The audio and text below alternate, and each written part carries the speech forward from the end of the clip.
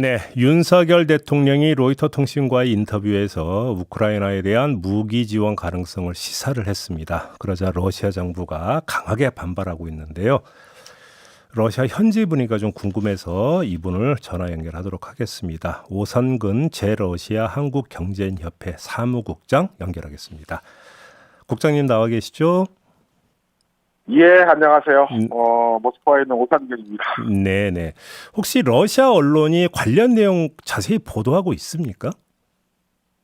예, 물론입니다. 엊그제죠 벌써 이제 19일 하루 네. 동안에 러시아 언론들 탑으로 보도했는데요. 잠깐 시간을 주시면 이 언론 보도의 타임라인을 간략하게 정리를 좀 하고 싶은데. 예, 말씀하세요. 예. 서울이 모스크바보다 시간상으로 6시간이 빠릅니다. 그래서 19일 모스크바 시간으로 새벽 4시경에 러시아 통신사들이 로이터 보도를 인용해서 보도를 했고요.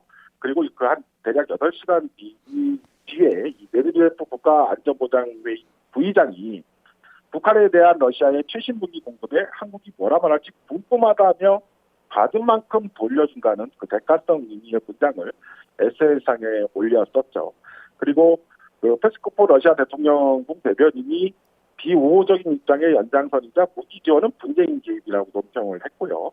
그리고 한국에 위치한 주한 러시아 대사관에서도 우크라이나에 대한 살상 무기 제공은 지난 30년간 건설적으로 발전해온 한러 관계를 파괴할 것이라고 했습니다. 그리고 아마 어제 우리 쪽에 진행자님께서도 속보로 언급하셨던 걸 기억합니다만 20일로 넘어가는 새벽 1시경에 러시아 외무부 사이트에 자로바 대변인의 성명을 기재하면서 우크라이나에 대한 무기 공급은 적대적인 반러시아 행위로 간주한다라는 내용이 올라왔었습니다.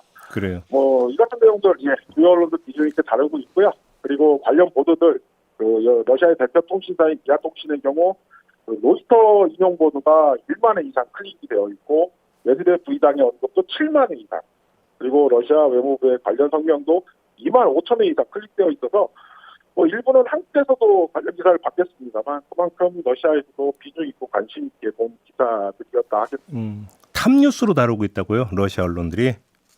예, 19일 하루 동안 탑뉴스로 다뤘습니다.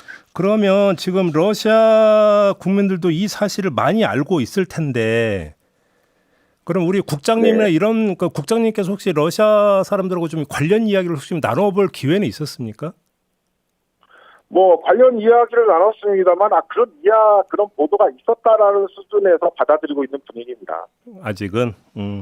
예, 아직은. 왜냐하면 아직까지는 기회가 되면 말씀을 드리겠습니다만 한국과 러시아 사람, 현지 한인 사회와 러시아 사람들 사이의 관계가 아직까지는 유연하고 상당히 이해관계가 높은 상황이거든요. 예. 그러면 러시아 언론 보도가 그러니까 윤석열 대통령이 이렇게 말했다라고 하는 사실 전달 외에 평가 논조가 있을 거 아닙니까? 그 상당히 그러면 비판적이다 이렇게 이해를 하면 되는 겁니까? 사실관계 보도를 전하면서도 일단은 구체적인 논평 기사들을 전하고 있지 않습니다. 다만 러시아 언론들이 보도를 할 때 사실관계를 전할 때 꼭 마무리 부분에 이전 관련 보도를 설명하는 경향이 있는데요. 가장 중점적으로 보이는 부분은 대한민국 대통령의 우크라이나 군사 지원 가능성에 대한 언급이 이번이 처음이었다는 점에 주목하고 있는 분위기입니다. 러시아 언론들을 보면서 나름대로 사실관계를 보도하는 거긴 합니다만, 비록 이번 언급이 가능성과 전제 조건 그리고 가정법적 언급이 있지만 어찌되었던 무기 지원 가능성에 대한 대한민국 대통령의 첫 언급이라는 점이 현재 나름대로 주목받고 있는 분위기고, 한러 관계에 있어서 러시아가 직접적이든 우회적이든 밝히고 있는 일종의 레드라인이죠. 선을 넘지 말라는 부분이 이게 아마 군사 지원 문제가 아닐까라고 충분히 유추가 가능한 상황입니다. 지금 국내에서는 155mm의 어떤 포탄이 제공되는 거 아니냐 지금 이런 구체적인 뉴스도 지금 나오고 있는 상황인데 혹시 러시아 언론이 이런 내용도 보도를 하고 있습니까? 예, 보도하고 있습니다. 그리고 보도를 했고요. 그리고 그거에 대해서 어떤 논평보다도 유출된 것으로 파악되는 문건에 대해서 한국 정부가 우크라이나의 군수무기 지원과 관련된 내용을 그냥 사실관계로만 작성을 해서 전하고 있는 상황입니다. 그러면 러시아가 거기에 대해 대응 조치를 어떻게 할 것이다라고 하는 혹시 계획이나 시나리오 이런 것도 보도가 나오고 있습니까? 물론 러시아의 전통적인 어떤 외교 관계나 이런 입장에서 즉각적으로 이거에 대해서 이야기는 하지 않을 겁니다. 예. 다만 뭐라고 해야 될까요? 우리 한의사에서 고민하고 있는 부분은, 그리고 저희도 개인적인 소견이긴 합니다만, 이번 조치에 대해서 러시아가 어찌 보면 본보기 차원에서, 즉 만약에 이 가능성이 실제로 실현된다면 한국에 대해서 본보기 차원에서의 보복 조치들을 할 수 있다라는 우려들이 조금씩 걱정되긴 합니다. 본보기 차원이라는 게 다른 나라를 겨냥을 해서 한국을 대표 사례로 찍어서 그러니까 보복에 나선다 이런 말씀이신 거죠? 예, 그런 의미입니다. 자, 이 소식이 전해졌을 때 우리 교민사회나 기업들 반응은 좀 어땠습니까?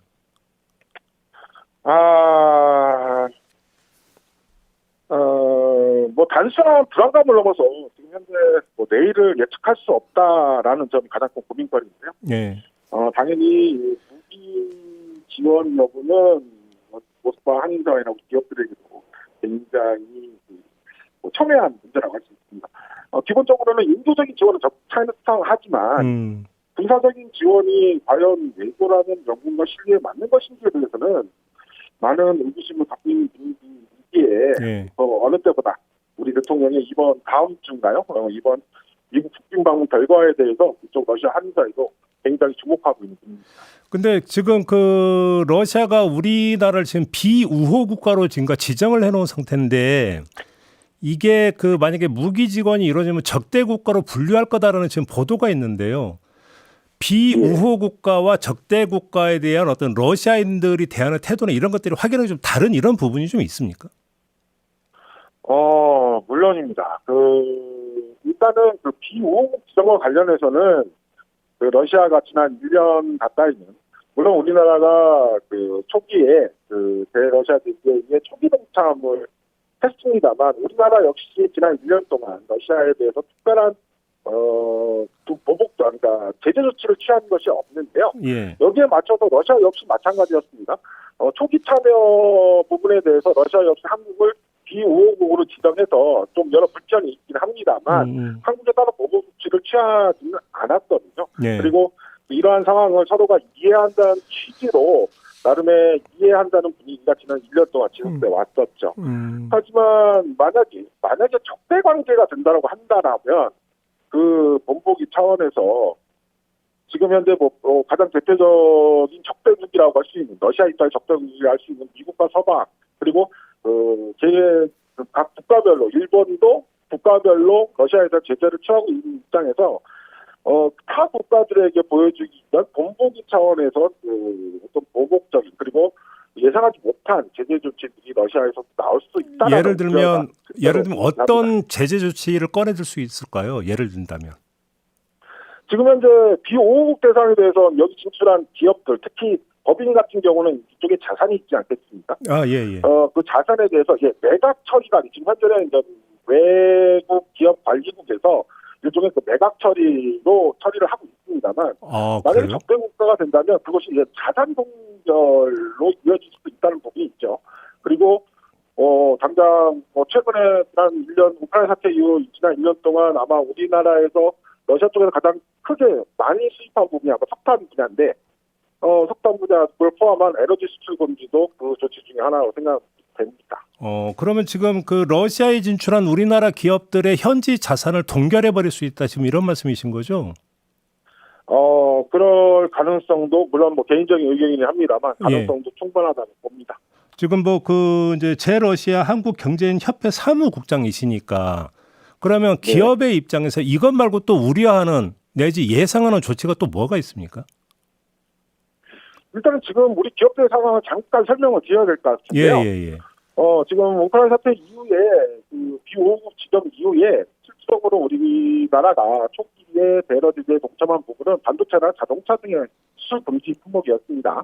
그러다 보니 기본적으로 이쪽의 투자 기업들, 즉 현대, 삼성, LG 등 생산 시설을 운영하고 있는 기업들의 어려움이 너무나 컸었고요. 실제로 지금도 운영에 어려움이 많고, 실적으로 러시아 당국은 이를 운영하거나 매각하라고 조치하고 있어서 그 부분이 어려움들이 크고, 그리고 그 법인이나 아니면 수출입을 담당하는 기업들 역시 뭐 나름대로 서방 기업들의 물품들이 빠져나가면서 그 자리를 차지한다는 부분도 있긴 합니다만 그 안에서 그 물류 비용이나 원자재 비용 상승 그리고 뭐 금융 어떤 송금의 여러 어려움들 이런 것들이 복합적인 문제가 있어서 네.